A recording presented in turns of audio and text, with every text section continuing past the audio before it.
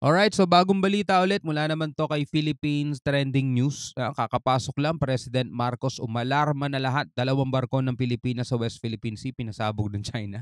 Sabi sa title yun mga tol, binasa ko lang. Hindi naman pinasabog siguro, no?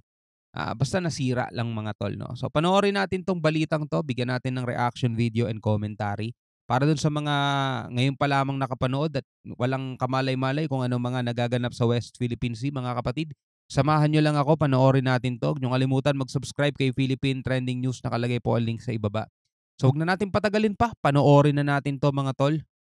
Iniwala naman si Pangulong Ferdinand Marcos Jr. na mas lalo pang lumakas ang determinasyon ng ating bansa na ipagtanggol at protektahan ang soberanya at jurisdiksyon nito sa may West Philippine Sea. Ito ay kasunod na nga rin ng panibagong harassment at provokasyon ng China Coast Guard at kanilang Chinese Maritime Militia laban sa mga barko ng Pilipinas na ML Kalayaan, BRP Cabra at Onaiza May 1 na nagsagawa ng resupply mission para sa BRP Sierra Madre na nakaangkla doon sa may Ayungin Shoal nitong weekend. Siguro talaga nasa kultura na talaga ng Pilipino yung ganito, yung magpapabugbog muna sa una tapos bandang huli babawi. 'Di ba sa mga pelikulang Pilipino, ganyan na napapanood natin lagi, no? Napapabugbog muna sa una tapos biglang babawi. Mga ganyan mga kapatid, no? So tiwala lang, no? Tiwala lang. Sa naging pahayag ng Pangulo, muli nitong iginiit ng Ayungin Shoal ay nasa loob ng exclusive economic zone ng Pilipinas at anuman anyang pag-aangkin dito ay walang basihan at labag sa umiiral na international law. Bahagi din niya ng teritoryo ng Pilipinas ang Bajo de Masinloc at ang bansa ang may karapatan o may legal na batayan na magsagawa ng anumang aktibidad sa alinmang bahagi ng West Philippine Sea. Kaso, ang sarap pakinggan na umiiral na international law. Nirerespeto natin yan mga tol, no? Nirerespeto natin yan. Pero hindi natin kasi makita eh. Parang hangin lang yun eh. Diba? International law, ha? Asan yun? Asan yun? Hindi natin maramdaman mga tol. Ano yung umiiral na international law na yan? Diba? Ilang taon na tayong ginaganyan ng China. Asa ng international law? Hindi natin maramdaman yon mga tol. Meron ba talaga? Baka naman ano lang yan. Kunya-kunyarian lang, no? Gawa-gawa lang yan. Pinapaniwala lang tayo, pinapaasa sa wala. Sige nga, comment nga kayo mga tol. Di ba matagal na nating naririnig yung international law na yan. Di ba? May ginawa ba yan? May nagagawa ba yon? Di ba? O kanya-kanya na lang, kung gusto mo sumunod, okay lang. Kung ayaw mo, diwag. Parang ganon. Kanya-kanyang bansa na lang ang nagsasabing international law. Wala, hindi natin makita yan mga tol. 'Di ba? Kung meron talaga yan, kung totoo talaga yung international law na yan, sinasabi, di sana matagal nang tinigilan ng China yung ginagawa nila. 'Di ba? China nga, hindi kinikilala yun. Sino ba yun? Idinagdag pa ng Pangulo na patuloy ang kanyang pakikipag-ugnayan sa pamunuan ng National Security and Defense ng ating bansa kasabay na rin ng direktiba nito sa mga uniform services na gawin ang kanilang misyon ng mas lalo pang may pag-iingat habang itinutuloy lamang ang pagtupad sa kanilang tungkulin. Tiniyak din ng Pangulo sa tropa ng pamahalaan ang buo nitong suporta sa gitna na rin niya ng panibagong harassment ng bansang China. Muling binumba ng tubig ng Chinese Coast Guard ang mga barko ng Pilipinas na nakaistasyon sa West Philippine Sea kahapon Disyembre 10 ng taong kasalukuyan. Kabilang sa mga barkong ito ay ang ML Kalayaan na patungo sana sa Ayungin Shoal sa West Philippine Sea. Dahil dito ay nasira ang ginagamit na makina ng ML Kalayaan at kinailangan ng hilain ng Philippine Coast Guard patungo o papunta dyan sa probinsya ng Palawan. Maging ang escort ship ng Philippine Coast Guard na BRP Cabra ay tinamaan din ng ibinumbang tubig ng China Coast Guard. Maliban sa pambobomba, muli ding nagsagawa ang China Coast Guard na mapanganib na maniobra na nagresulta sa pagkakabangga ng isang supply boat ng Pilipinas na naroon. Agad ding naglabas ang Philippine Coast Guard ng kuhang video mula ho sa lugar kung saan makikita ang ginawang pambobomba ng China. Maalala nitong weekend ay sinabi rin po ng Bureau of Fisheries and Aquatic Resources na binumba ng China Coast Guard ng tubig ang kanilang mga bangka habang naglalayag sa West Philippine Sea. Pasakayin nyo dyan si Senator Robin Hood. Pasakayin niyo siya dyan. Kaugnay pa rin po niyan, mariing kinundenan ni Speaker Ferdinand Martin Romualdez itong araw ng linggo ang panibago pa rin pong panghaharas ng China Coast Guard sa 3 bangka ng Bureau of Fisheries and Aquatic Resources doon po sa West Philippine Sea. Kasabay nito ay nagpahayag ng pagkadismaya si Speaker Romualdez sa ginawang pagtutol ng China sa resolusyong pinagtibay ng Kamara de Representantes at tumutulig sa iligal na aksyon nito doon sa West Philippine Sea. Iginiit ni Speaker Romualdez na ang pag-atake sa mga bangka ng Bureau of Fisheries and Aquatic Resources na Dato Sanday, Dato Bangkaw at Dato Tamblot na nasa isang humanitarian humanitarian mission ay ikinukonsidera na paglabag sa international norms at direktang humahamon sa soberanya at karapatan ng Pilipinas. Ipinaalala ni Speaker Romualdez sa international community na ang Bajo de Masinloc ay nasa loob ng 270 kilometrong exclusive economic zone ng Pilipinas na pinagtibay ng 2016 arbitral ruling na hindi pinapansin ng China. Iginiit ng lider ng Kamara na dapat tigilan na ng China ang mga iligal na aktibidad na patuloy na ginagawa nito. Nanawagan din si Speaker Romualdez sa China na irespeto ang soberanya ng Pilipinas at itigil ang kanilang marahas na aksyon at mahinahong resolbahin ang issue. Samantala, kinundena na rin ni Speaker Romualdez ang naging pahayag ni Chinese Foreign Ministry spokesperson Wang Wenbin na nagbabasura sa House Resolution number 1494. Pinagtibay ng Kamara ang House Resolution number 1494 na maring kumukondena sa mga iligal na ginagawa ng China doon po sa West Philippine Sea at humihimok sa gobyerno na ipagpatuloy ang ginagawa nitong pagdepensa sa teritoryo ng bansa at paggiit na sundin ang 2016 ruling. Sinabi ng lider ng Kamara na ang paglalagay ng artificial island at ang militarisasyon sa lugar ay nagpapakita ng pagbabaliwala ng China sa international law at nagsisilbing banta sa kaayusan ng naturang rehiyon. Muling iginiit ni Speaker Romualdez ang pangangailangan na magkaroon ng diplomatikong resolusyon sa naturang problema. Iginiit din ng lider ng Kamara ang pangako ng Kamara na patuloy na itataguyod ang karapatan at soberanya ng ating bansa. Kasabay po nito, inanawagan si Speaker Romualdez sa China na irespeto ang soberanya ng Pilipinas at igalang ang karapatan nito at makipag-usap upang hindi mabalam ang kapayapaan sa naturang rehiyon. Matindi ang ginawang harassment ngayong kahapon pala ng China sa Pilipinas, no. If I'm not mistaken, 2 barko ng Pilipinas, BIFAR, Bureau of Fisheries and Aquatic Resources, ang nasira dahil sa pambobomba na naman ng water cannon ng 2 Chinese ships, Chinese Coast Guard ships. Actually, mga kotsero, dapat gagawin ko po ito kagabi. Kaso parang wala pa masyadong reaction ng mga tao. So ngayon, medyo meron tayong konting nakuha ang mga reaction. So ay natin gagawin. Ito po yung nangyari kahapon. Ayan, Ay, ayan. Basahin ko na lang yung balita ng Philippine News Agency. Okay. Sabi, Chinese Coast Guard and Chinese Maritime Militia vessels water cannoned yet again Philippine resupply boats and their escorts that were on regular rotation and resupply mission to the BRP Sierra Madre in Ayungin Shoal. Ba't Sunday nakasulat dito? Baka Sunday nga nangyari. Alam ko kahapon to O baka bago to. Bago pa yan. Bago. Meron kasing 3:13 PM. Meron kasing Sabado at meron ding Linggo 2 ulit yun, magkasunod na araw mga tol. Grabe, tindi ng China. Bago nga. Okay. The latest harassment damaged 2 of the 4 Filipino ships, but the RORE mission was carried out according to the NTF West Philippine Sea. Actually, meron pa nga kahapon, di ba? Ito yung nangyari kahapon, mapakita ko sa inyo. Yan, lakihan lang natin. Ay, wait. Nakas natin volume. Ay, lalaki lang natin ng konti. Yan. Ito yung nangyari kahapon. Panoorin natin. Tagal. Yun.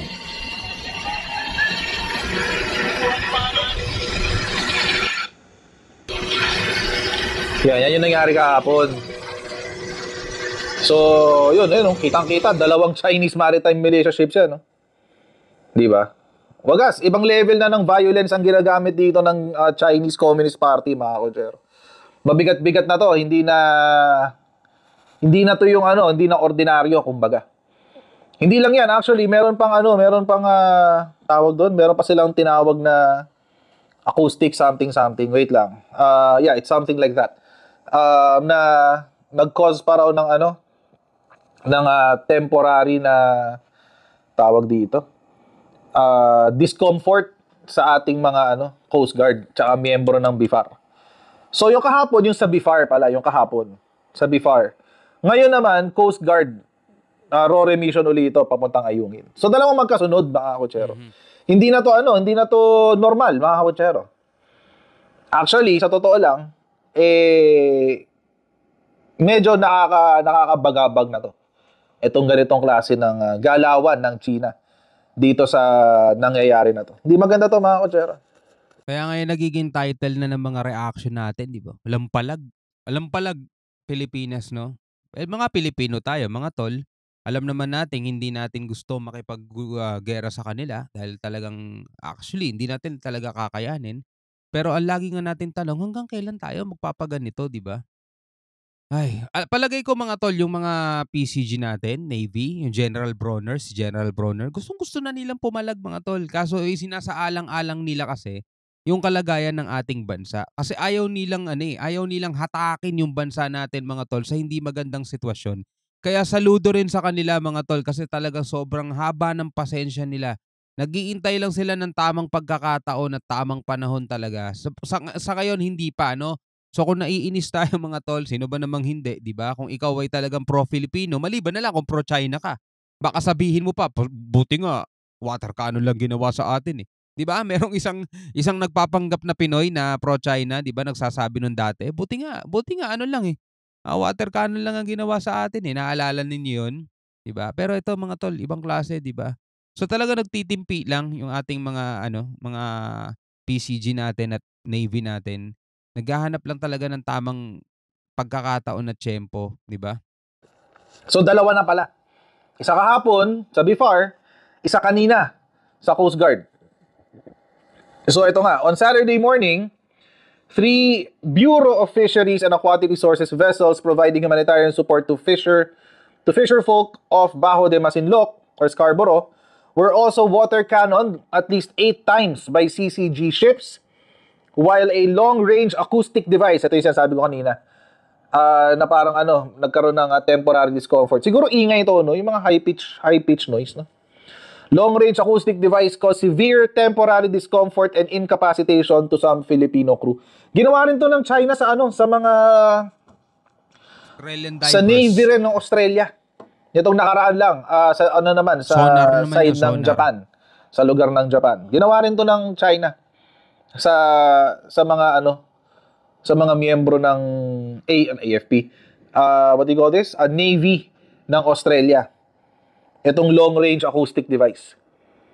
So, kanina, nangyari, okay, December 2023, December 10, CCG and CMM, CCG is Chinese Coast Guard and CMM is Chinese Maritime Militia, vessels harassed, blocked, and executed dangerous maneuvers on Philippine civilian supply vessels in another attempt to illegally impede or obstruct a routine RORE to BRP Sierra Madre. RORE yung resupply mission, tawag nila doon.